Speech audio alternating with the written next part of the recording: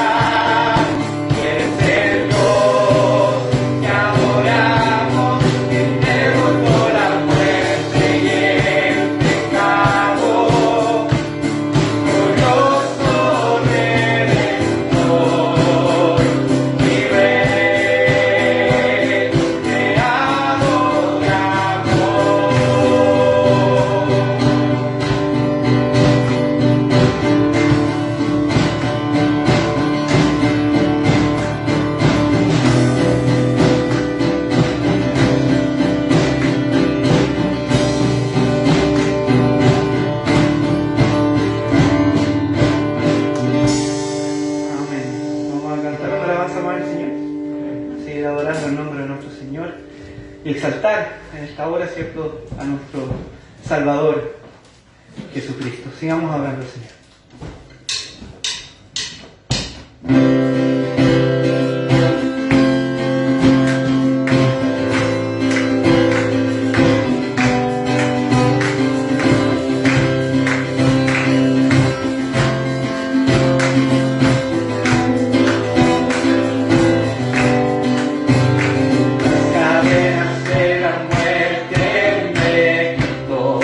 Para mí ya no hay condena.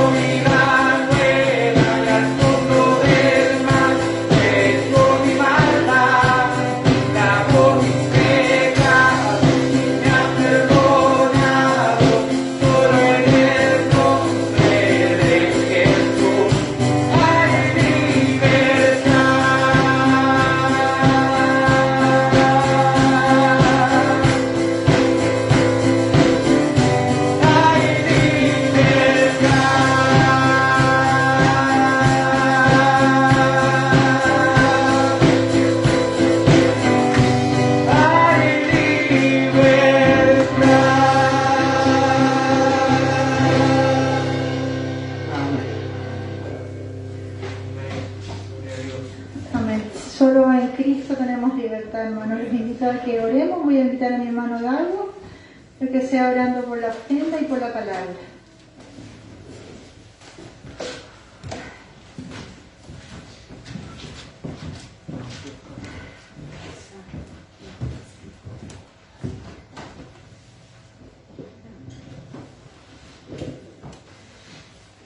Amén.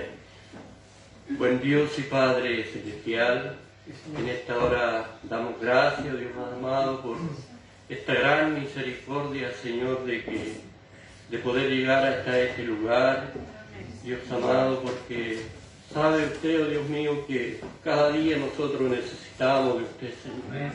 Por eso damos gracias en esta hora, Dios mío, por este maravilloso servicio que se está haciendo a su presencia, Señor.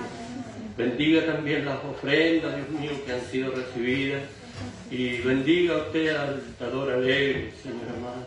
Multiplique día tras día, Señor, para poder ofrendar también, porque esos dineros, Señor, son importantes para tu obra, oh Dios. Amén. Gracias, mi querido Padre. Bendiga a cada alma y a cada niño que está presente en esta tarde ya, Señor amado. Gracias, en el nombre de Jesús. Amén. Amén.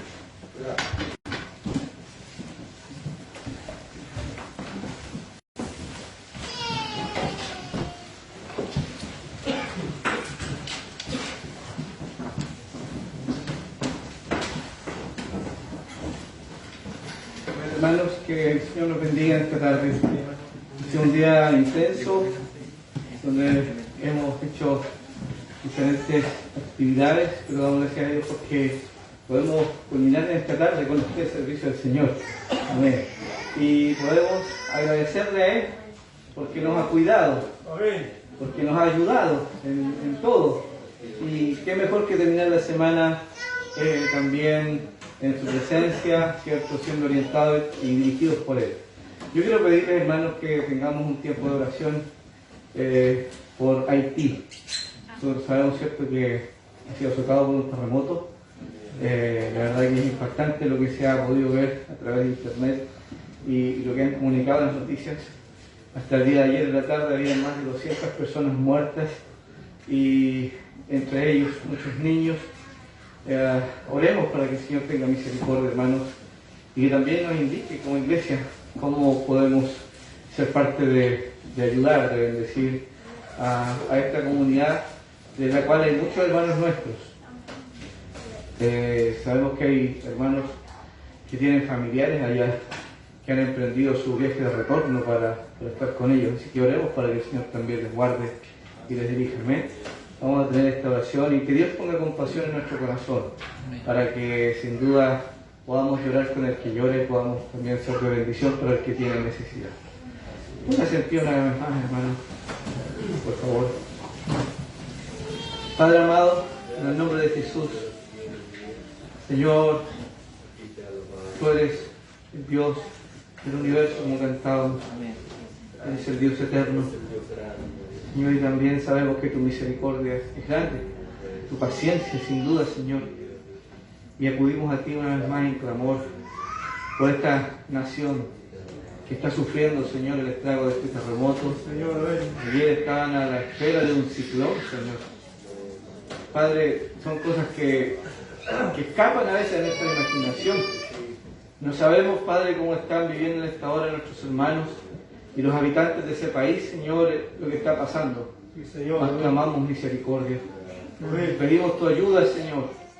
Padre, tú eres quien tiene el poder para detener, de acuerdo a tu voluntad, los vientos, para hacer callar el mar, Señor. Y sin duda eres tú quien hace rugir y temblar la tierra. Señor, por eso pedimos piedad. Pedimos que tú ayudes a la iglesia que está allá, para que también tenga los recursos, las herramientas para poder ser de bendición. Y si nosotros a la distancia podemos servir, Señor, aquí estamos. Somos tu pueblo, Señor. Sabemos que no somos ricos, pero en ti todo lo podemos, Señor. Y de nuestra debilidad y nuestra pobreza queremos servir, Señor. Por eso ayúdanos, Padre, en esta hora a ser misericordiosos, a manifestar el amor que tú has dado para con nosotros, Señor. Bendiga a aquellos hermanos que ahora van viajando de vuelta.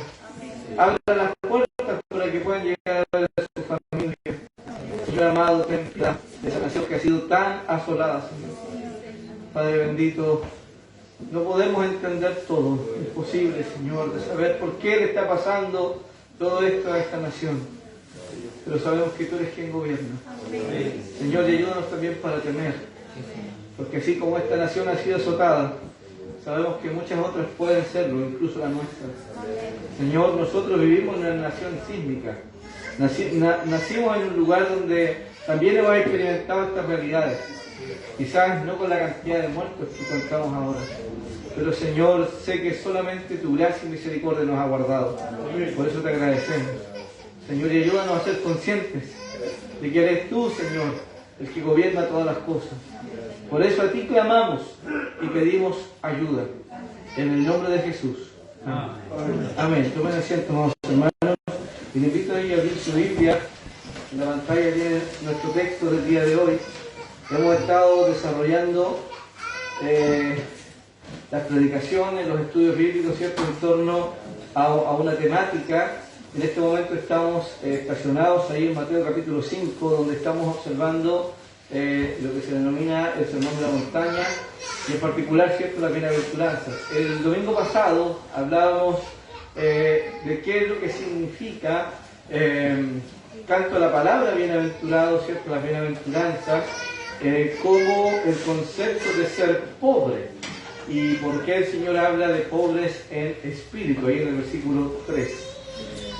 Hay algo importante que mencionar también, mis hermanos, que es lo que significa esta enseñanza, esta palabra para la iglesia o para el mundo. Recordemos que quien está hablando aquí es el Señor Jesús. Amén. Amén. Como dice el versículo 1, dice: viendo la multitud subió al monte y sentándose vinieron a él sus discípulos. Cristo está hablando. Y es interesante, por ejemplo, ver que Cristo toma el lugar específico, corporalmente hablando, de sentarse para enseñar. Y esto, si bien es cierto, era parte de la costumbre de los rabinos, de los maestros, pero en particular, hermanos, cuando un rabino hacía esto, era porque el mensaje que iba a entregar era absolutamente importante. Importante al punto que si lo lleváramos a una comparación de nuestro tiempo, no es lo mismo un mensaje, por decirlo, solamente lo tomo como ejemplo, que el Papa hoy día hable, ¿cierto?, para la Iglesia Católica, que el Papa hable caminando. Lo que pueda decir el Papa no tiene ningún significado potente, a excepción de cuando él habla desde su silla, desde el Vaticano. Puede estar en el Vaticano y puede estar caminando, y lo que diga no va a tener ninguna mayor autoridad. Pero cuando él se sienta para decir ciertas palabras para la Iglesia Católica, no para nosotros, esas palabras son ley. Lo que quiero decir que, en comparación, cuando Cristo adopta esta actitud para enseñar, para transmitir lo que va a decirnos en relación al Sermón de la Montaña, en este lugar específico, donde sabemos que también tiene una trascendencia, ¿no? Sabemos que en una montaña Dios se encontró con Moisés. Fue en un monte en donde Dios entregó las leyes. Por lo tanto, podríamos decir que Cristo de alguna manera está viniendo a este lugar, sentándose, abriendo su boca para entregar lo que serán sus normas. Es decir, hermanos, que cuando nos enfrentamos a un mensaje como este, el Sermón de la Montaña, no estamos hablando simplemente de algunas buenas actitudes y características que el Señor quiere que nosotros hagamos, como ser misericordiosos, como ayudar al pobre, al desvalido, ¿no? El Señor lo que quiere es que nosotros entendamos, hermanos, que este mensaje tiene suma importancia. Por eso vamos a darnos cuenta, ¿cierto?, que es el más extenso en cuanto a doctrina y enseñanza que Jesús dio. Y en ese sentido, es importante que nosotros conozcamos cada uno de los aspectos en profundidad. Y como hemos dicho, el Señor está hablando acá en un sentido paradójico. diciendo bienaventurados los pobres. Evidentemente sabemos que la pobreza no es algo que nosotros deseemos, no es algo que busquemos. Si me dieran a escoger, si quiero ser pobre, si quiero ser rico, no hay por dónde, ¿verdad? Sin embargo, hemos entendido y hemos dicho, ¿cierto?, de que no es a esa pobreza de falta de recursos a la cual se está refiriendo el texto, sino que hemos hablado, ¿cierto?, de que es una pobreza en el sentido del corazón, es una pobreza del espíritu. Amén. Y como dijo el profeta Isaías, haciendo un paralelo en relación a la enseñanza, aquí nosotros nos damos cuenta que el Señor ha dicho que Él habita con el humilde, con el contrito de espíritu. Amén. ¿Qué significa esto, amados hermanos?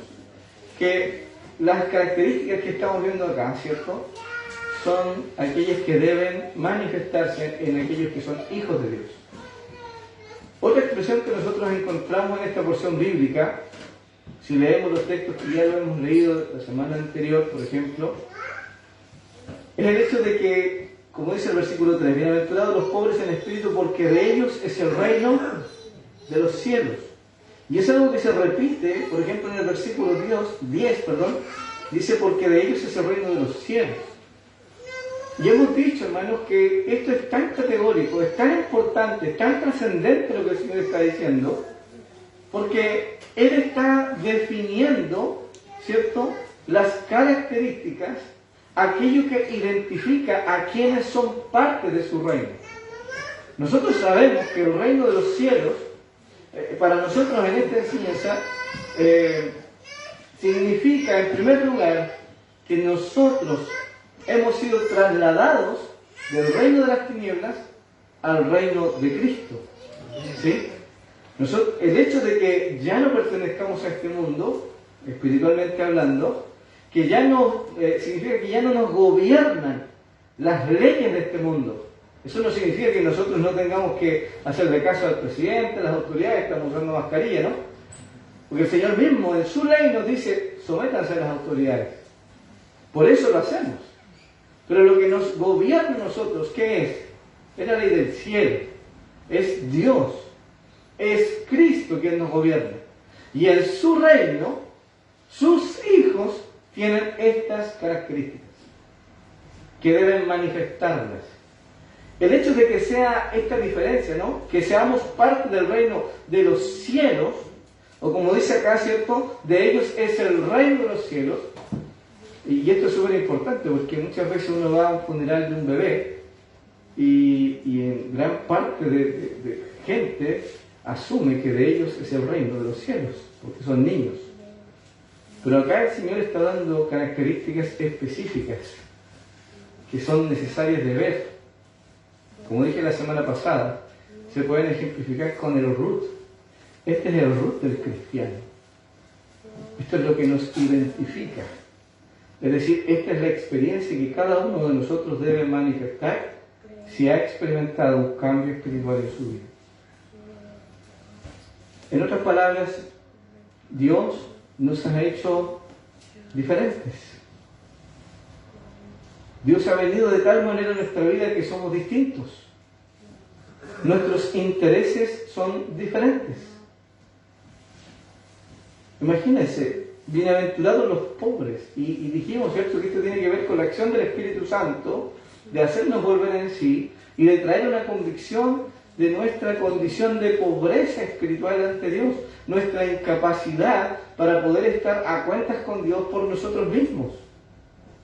Tan alejados, tan enemigos de Dios estamos, que necesitamos que Dios mismo intervenga en las intenciones, en la motivación de nuestro corazón para volvernos a Él.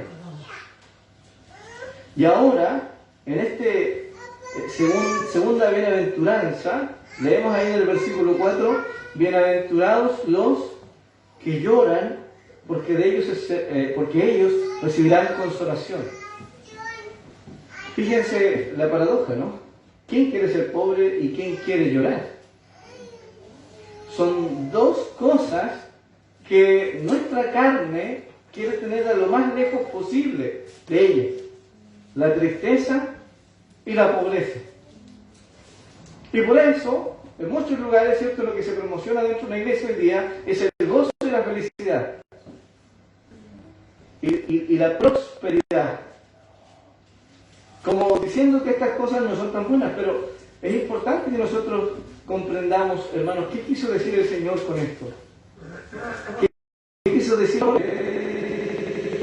Que son viciosos, son felices, pero al mismo tiempo significa que son aprobados.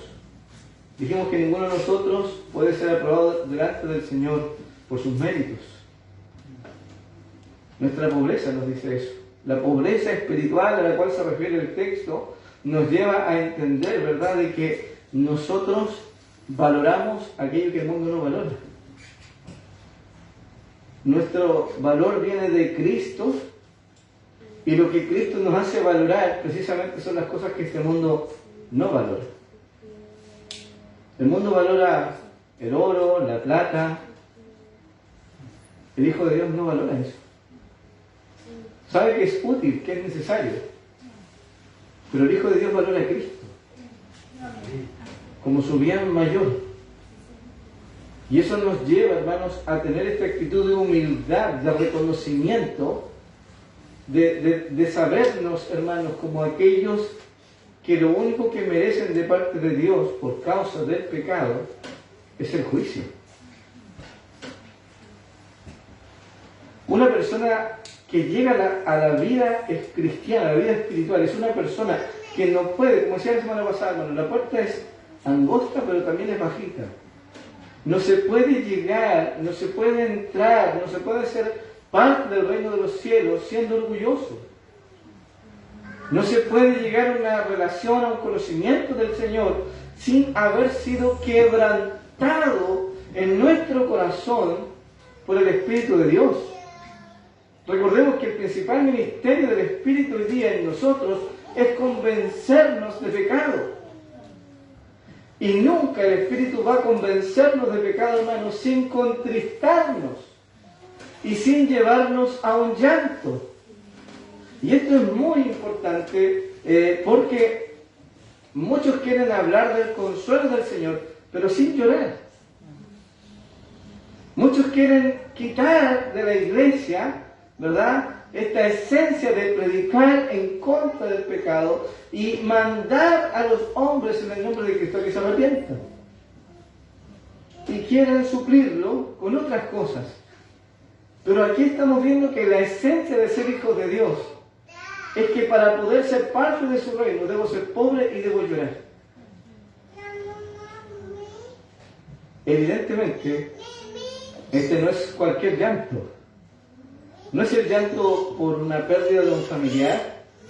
No es el llanto, cierto, que siento muchas veces por causa de la soledad. Estamos hablando acá netamente de cosas espirituales. Estamos hablando de lo que siente nuestra alma, nuestro corazón. Cuando el Espíritu de Dios nos muestra nuestra condición. Y nos dice que somos pecadores y hemos fallado y somos dignos del juicio del Señor. Este llanto al que se refiere acá, ¿verdad?, es la vida que reflejó Cristo en su propia vida, estando en la tierra. Muchos hoy día, muchos intérpretes de la Biblia, andan buscando los chistes de Jesús. ¿Dónde están los chistes? ¿Cierto? Porque algunos dicen que Jesús era chistoso. Pero es interesante, hermanos, que nunca leemos en la Biblia que Jesús se rió, pero sí dice que lloró. Y yo no estoy diciendo que es malo reírnos. Algunos intérpretes incluso han dicho que Jesús en su apariencia física era una persona que representaba más edad de la que él tenía. ¿Recuerdan ese episodio cuando Jesús dijo, antes de Abraham yo soy? O yo, Abraham se gozó cuando iba a conocer mi día. ¿Cuál fue la respuesta de los maestros de ese tiempo?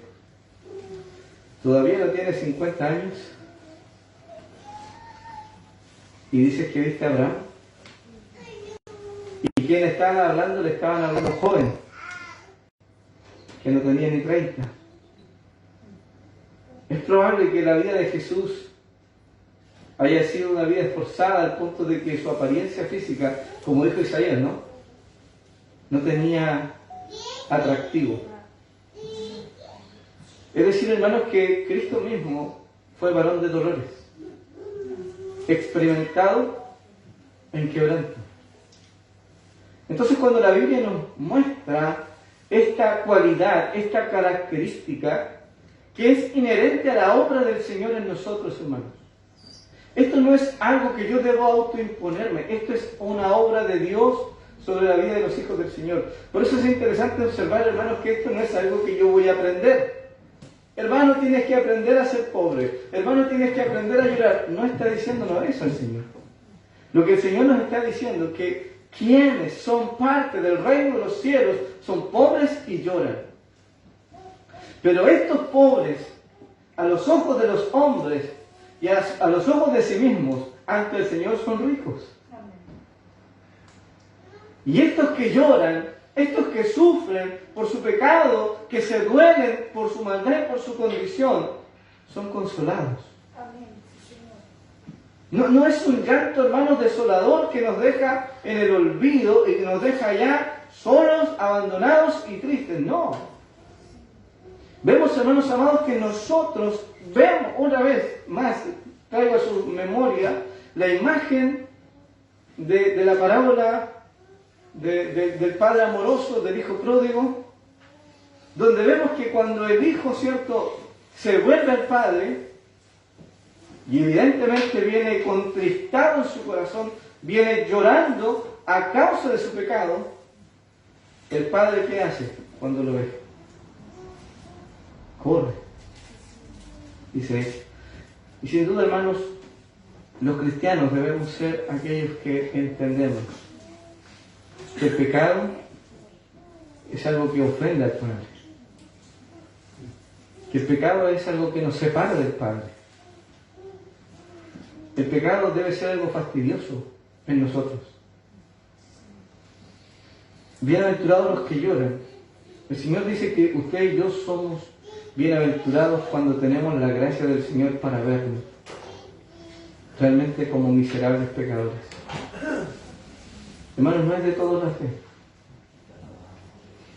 Y una de las cualidades, ¿cierto?, que refleja una persona no convertida es que cuando peca, justifica su pecado. Es que cuando él peca, él no pecó, él cometió un error. Es que cuando alguien lo confronta con su pecado, es que no me entiende. Es que no, la gente no sabe lo que yo estoy experimentando. Hermanos, nosotros, cuando hemos experimentado esta constricción del Señor en el corazón y en el alma, no hay forma de justificar. Quiero traer a colación un pasaje en 2 de Corintios, capítulo 7. Quizás una forma gráfica de ilustrar a qué estamos refiriéndonos aquí con quiénes son los que lloran y por qué lloran. Para que los niños entiendan, ¿a qué llanto se está refiriendo acá? Es el llanto por tu pecado.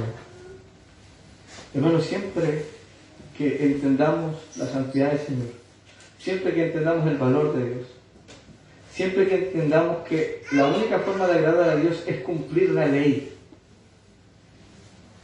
El otro día compartíamos, ¿no? La ley de Dios es perfecta, que convierte el alma. Nos gusta leer eso. Convierte el alma, hace bien. Pero cuando no se cumple, hermano, cuando se quebrantan los mandamientos del Señor, algo tiene que ocurrir en nuestro interior. Miren, antes de leer Corintios, ahí en el Salmo 139, versículo 136, Salmo 119, 136, hay una experiencia que el salmista manifiesta respecto a su experiencia de pobreza espiritual y de llanto, al ver que las normas, la ley de Dios no se cumple. Él dice: ríos de agua descendieron de mis ojos, porque no guardaban tu ley. Hermanos, ser pobres y llorar es algo casi inseparable en la experiencia espiritual cristiana. Es algo que usted y yo debemos vivir siempre. No es algo que vamos a vivir como un evento único en la vida. Es algo que siempre debe marcarnos e identificarnos. Nosotros somos quebrantados cuando en nuestras propias vidas no podemos cumplir la ley de Dios. Pero esto nos lleva más allá. Un pueblo, un reino de servidores de Cristo que observan el mundo, hermanos, donde no se cumple la ley del Señor, donde se quebrantan los mandamientos de Dios, son razones para que nosotros lloremos, para que nosotros seamos contestados. Como dice el salmista, ríos corrieron de mis ojos. Imagínense lo que significaba para él el observar que en su propia vida no se cumplía la ley del Señor, pero al mismo tiempo, hermanos, ¿cuánto la iglesia hoy día tiene que llorar? Nosotros debemos llorar cuando nuestros gobernantes quieren dirigir el destino de una nación y no cumpliendo las leyes del Señor. Sin duda esto nos lleva a una espiritualidad profunda, donde podemos cuestionarnos cuáles son nuestras preocupaciones en este momento. Insisto, hermano, estamos hablando de lo que identifica a una iglesia, lo que identifica a los miembros de una iglesia, lo que define a quienes son parte del reino de los cielos. Son personas humildes y son personas quebrantadas de espíritu cada vez que ven que la ley del Señor no se cumple. No sé si logran ver la dimensión de esto, porque usted va a ver cada día. Yo he escuchado a varios hermanos diciendo, ya no vemos la tele. Quiero verla, pero ya no la veo porque todo lo que escucho ahí me entristece. La violencia, la maldad, que el padre mató al hijo, que el padre violó a su hija, que las mujeres salieron a marchar, que estos aquí, que estos hermanos, todo eso debería tenernos de rodillas llorando. Si realmente el Espíritu de Dios está actuando en nosotros, nosotros deberíamos estar clamando en nuestros corazones. Porque el anhelo de nuestro corazón, ¿cuál es? Como lo vamos a ver más adelante, venga tu reino, hágase tu voluntad. Hermanos, ¿cuándo fue la última vez que lloramos por un familiar no convertido? ¿Cuándo fue la última vez que lloramos porque las leyes que se han promulgado, ¿no? Por la muerte de los inocentes? ¿Cuándo fue la última vez que realmente lloramos, hermanos? Pero no que yo me propuse llorar, sino que el Espíritu de Dios quebrantó mi corazón, mostrándome la identidad mía y de mi alrededor. Porque sin duda la iglesia de Cristo es una iglesia compasiva, es una iglesia que se duele cuando no se hace justicia. Entonces, hermanos, nuestra vida sin duda tiene que ser reflejada por el gozo. El gozo del Señor es nuestra fortaleza. Pero esto es distintivo de nuestra vida. ¿Cómo podemos estar todo el día riendo, todo el día alegres, cuando vemos que la ley del Señor se pisotea? Cuando vemos que nuestros propios hermanos en la fe se vuelven atrás y se vuelven apóstatas. ¿Cómo podemos pasar un día inadvertido sin derramar una lágrima en nuestra vida cuando vemos, hermanos, tanta inmoralidad, tanta injusticia? Y aún en nuestras propias vidas podemos ver una vida pobre de oración o podemos ver una vida pobre de entrega al servicio del Señor. Entonces, sin duda, esto nos está llevando, hermanos, a acciones, actitudes que el Espíritu de Dios moverá, actuará en nosotros y nos conducirá a eso. No hay otra vía, no hay otro camino, no hay otra forma de ser espiritualmente hablando para ser señalados como creyentes, como pertenecientes al reino de los cielos. Amén. Segunda de Corintios, entonces, hermanos, no tengo todo el tiempo para explicar todos los detalles, pero yo sé que ustedes ya han oído esto. En segunda de Corintios, ¿cierto? El contexto de estos versículos que vamos a leer son toda la primera carta. En segunda de Corintios capítulo 7, versículo 8 dice: porque aunque os contristé con la carta, no me pesa, aunque entonces lo lamenté, porque veo que aquella carta, aunque por algún tiempo os contristó, ahora me gozo, no porque hayáis sido contristados, sino porque fuiste contristados para arrepentimiento, porque habéis sido contristados según Dios, para que ninguna pérdida padecieseis por nuestra parte, porque la tristeza que es según Dios produce arrepentimiento para salvación, de que no hay que arrepentirse, pero la tristeza del mundo produce muerte. Porque hay aquí esto mismo de que hayáis sido contristados según Dios. ¿Qué solicitud produjo en vosotros? ¿Qué defensa, qué indignación, qué temor, qué ardiente afecto, qué celo y qué vindicación? En todos habéis mostrado limpios en el asunto. Hermanos, sabemos que la iglesia de Corintios fue una iglesia que en su actitud manifestó casi no ser cristiana. Celos, envidia, manifestó una actitud, cierto, de orgullo.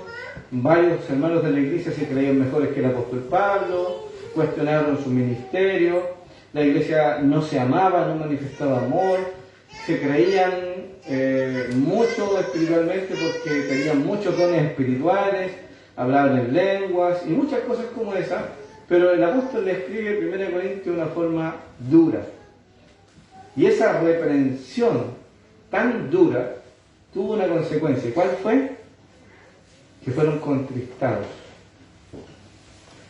Fueron llevados a tristeza. Pero dice el texto, una tristeza según Dios. Amén. Una tristeza conducida y forjada por el Espíritu Santo de Dios. Que es la misma tristeza que el Señor Jesús nos está manifestando en Bienaventurados los que lloran. Es una tristeza frente a la realidad de mi pecado. Es una tristeza que viene, hermanos, con la bendición y la aprobación de Dios sobre mi vida. ¿Y en qué se ve? El texto nos mencionó 7 características de un verdadero arrepentimiento. 7 características. Solicitud. Eso implica, hermanos, que cuando yo lloro por mi pecado, yo no me quedo sentado conforme, bueno, todos somos pecadores, no importa. No, hay un quebrantamiento, hay una condición, ¿cierto?, en la cual me doy cuenta de que he pecado y presento una solicitud de querer prontamente salir de esto. Amén. La palabra nos dice, ¿cierto?, que el que encubre su pecado no prosperará, pero el que los confiesa y se aparta, la acción inmediata, alcanzará misericordia. Por lo tanto, nosotros que lloramos, hermanos, somos personas que no mantenemos pecados ocultos, ni nos creemos, ¿cierto?, que podemos soportar el pecado nosotros. No, al contrario, el Señor nos muestra que nuestra actitud debe ser diligente. Si el Espíritu Santo de Dios te está hablando a tu corazón por algún pecado presente, inmediatamente, si realmente la tristeza que siento viene de Dios, me lleva a actuar con diligencia. Amén. ¿Se entiende, cierto? ¿Cuánta indignación sentimos, hermanos, por pecar? ¿Cierto? Esta indignación es ese enojo santo que el Espíritu de Dios pone en nosotros. Como el apóstol Pablo declaraba, ¿cierto? Miserable de mí. Hay manifestación de enojo. Porque otra vez no puedo quitarme, ¿cierto?, esta realidad, esta ley que opera en mí. Soy pecador. ¿Se fijan ustedes que no vemos una actitud de quietud, de pasividad? No vemos como querer dejar pasar el tiempo para que las cosas cambien. No. El Espíritu de Dios está tan activo en la persona, está tan activo en el corazón de la iglesia que los hace reaccionar. Lloran, por cierto, sí, pero el consuelo del Señor inmediatamente viene, ¿cierto? La disciplina del Señor te hace sentir tristeza por un tiempo, como dice Hebreos, pero inmediatamente viene el gozo de ver los frutos que el Señor está produciendo en nuestro corazón, porque hay cambios. Hay cambios, hermanos. Yo les comentaba la vez pasada, ¿cierto?, que cuando yo me convertí, sin que nadie me dijera nada, y quizás a usted le pasó lo mismo, es lo más probable, el Espíritu de Dios me inquietó a ir a pedirle perdón a muchas personas, con nombre y apellido. A este ofendiste, de este hablaste mal, a este le robaste, a este insultaste. Era tan grande la lista que yo confieso, no fui a todos, porque me sentía abrumado. No tuve, por falta de ayuda, no tuve ese consejo, esa exhortación de decir, mira, es el Espíritu Santo, obedece, sigue. Porque a veces, hermanos, estamos preocupados de otras cosas en la iglesia. A veces no queremos crecer en nuestro carácter en estas cosas que son fundamentales. Hermanos, esto es el ADN del cristiano. Esto tiene que ser lo que identifica nuestra vida. Si bien es cierto, hay una tristeza, también dice el Señor que hay un consuelo. Siempre pienso, ¿no?, en la disciplina. La disciplina es una de las manifestaciones de amor del Señor por nosotros. Pero ese amor nos hace doler, nos azota. Pero hermanos, sin duda, después del azote, ¿qué viene? Viene el abrazo del Padre. Viene el consuelo del Señor. El Señor no es como esos padres, ¿cierto?, que pueden castigar a un hijo y decirle, ya, no te quiero ver, sal de mi presencia. El Señor no es así. Es como lo vemos en la imagen del hijo pródigo. Un padre que corre y que abraza. Un padre que restaura, hermanos. Hermanos, si nosotros aprendemos y sabemos llorar en el Espíritu y sabemos confesar nuestro pecado al Señor, vamos a ser las personas más felices de esta tierra. Porque como cantábamos, vamos a tener libertad verdadera, real. Quiere el Señor ayudarnos, amada iglesia, a no olvidar esto y a buscar esto, hermanos. A buscar que Dios contriste nuestro corazón, a buscar, cierto, que seamos sensibles a la voz del Señor y a poder ver, cierto, que estas características estén presentes. Espero tener más tiempo en otro momento para poder explicar cada una de ellas con su significado. Pero hermanos, esto debe ser característico en cada uno de nosotros. Amén. Que Dios bendiga nuestra vida y nos permita ser bienaventurados, porque de hecho lo somos. Lo somos. El Señor ha formado esto en nosotros, pero tiene que verse en cada uno de nosotros. Oremos al Señor. Señor, yo te doy gracias porque nos permite estar frente a tu palabra y tu presencia. Gracias por este precioso culto, Señor, donde hemos estado aquí, donde hemos llorado, Señor, de alegría, de gozo, pero también de dolor. Nos duele ver que hermanos nuestros, Señor, están pasando por crisis, por dudas, por aflicciones, Señor, por enfermedades. Señor, enséñanos a examinar nuestro corazón a la luz de tu palabra. Anímanos, Señor, para examinarnos con la norma tuya, no con la nuestra. Y a poder buscar estos frutos espirituales, Señor. A no temer llorar, a no temer ser pobre, al contrario, a desearlo, Señor. Porque este es el camino a la vida.